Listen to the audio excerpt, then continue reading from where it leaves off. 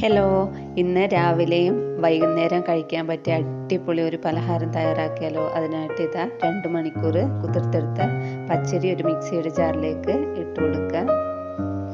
ഇനി അതിലേക്ക് 2 തവി ചോറ് കൂടെ ചേർത്ത് കൊടുക്കുക.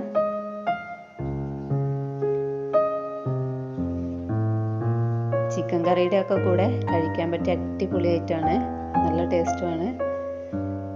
ഇനി അതിലേക്ക് ഒരു മുട്ടയും അല്പം ഏലക്കയും കൂടെ ചേർത്ത് കൊടുക്കുക. ഇത് നന്നായിട്ട് അരച്ചെടുക്കുക. അങ്ങനെ നന്നായിട്ട് അരച്ചെടുത്തിട്ടുണ്ട്.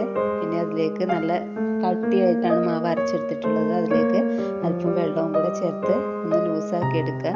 ഇനി അതിലേക്ക് ഗ്രേറ്റ് ചെയ്ത് വെച്ച ഒരു ക്യാരറ്റ് ചേർത്ത് കൊടുക്കുക.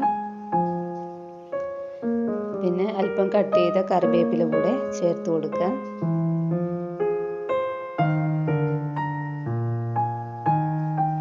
ഇനി അതിലേക്ക് ആവശ്യത്തിന് ഉപ്പ് കൂടെ ചേർത്ത് കൊടുക്കുക.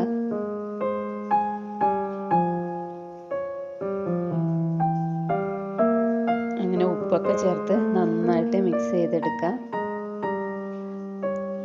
ഈ ഒരു കട്ടിയിലാണ് മാവ് എടുക്കേണ്ടത്. ഇതിൻ്റെ കൂടെ പച്ചമുളകൊക്കെ ചേർത്തിട്ട് വേണേലും ആക്കിയെടുക്കാവേ. ഇപ്പം ഞാൻ മുളകൊന്നും ചേർക്കാതെയാണ് തയ്യാറാക്കുന്നത്.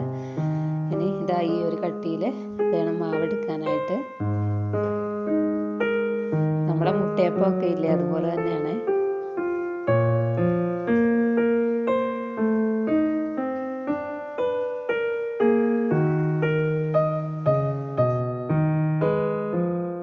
അങ്ങനെ ഇതാ മാവൊക്കെ ലൂസാക്കി റെഡിയാക്കി എടുത്തിട്ടുണ്ട്. ഇനി ഒരു പാത്രത്തിലേക്ക് എണ്ണ ഒഴിച്ച് വെക്കുക. ഇനി അതിലേക്ക് ചൂടായി വരുന്ന സമയത്ത് ഓരോ തവി മാവും കോരി ഒഴിച്ച് ചുട്ടെടുക്കുക. അങ്ങനെ ഇത് അടിപൊളിയായിട്ട് പൊങ്ങി വന്നിട്ടുണ്ട്. ഇനി ഈ ഒരു കളറാകുമ്പോൾ കോരി മാറ്റാം. വളരെ പെട്ടെന്ന് തയ്യാറാക്കി എടുക്കാൻ പറ്റും.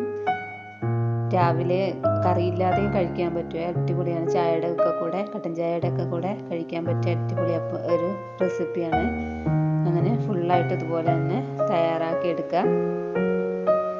പച്ചരി ഉണ്ടെങ്കിൽ രാവിലെ വളരെ പെട്ടെന്ന് തയ്യാറാക്കി എടുക്കുക. ഇത് മധുരം ചേർത്തൊക്കെ തയ്യാറാക്കി എടുക്കുക. മുട്ട സുർക്കയില്ലേ, അതാണ്. അങ്ങനെ ഇതാ അടിപൊളി ടേസ്റ്റി ആയിട്ടുള്ള, ക്രിസ്പിയും ടേസ്റ്റി ആയിട്ടുള്ള നല്ല പലഹാരം റെഡി ആയിട്ടുണ്ട്. രാവിലെ ചിക്കൻ കറിയുടെ ഒക്കെ കൂടെ കഴിക്കാൻ അടിപൊളിയാണ്.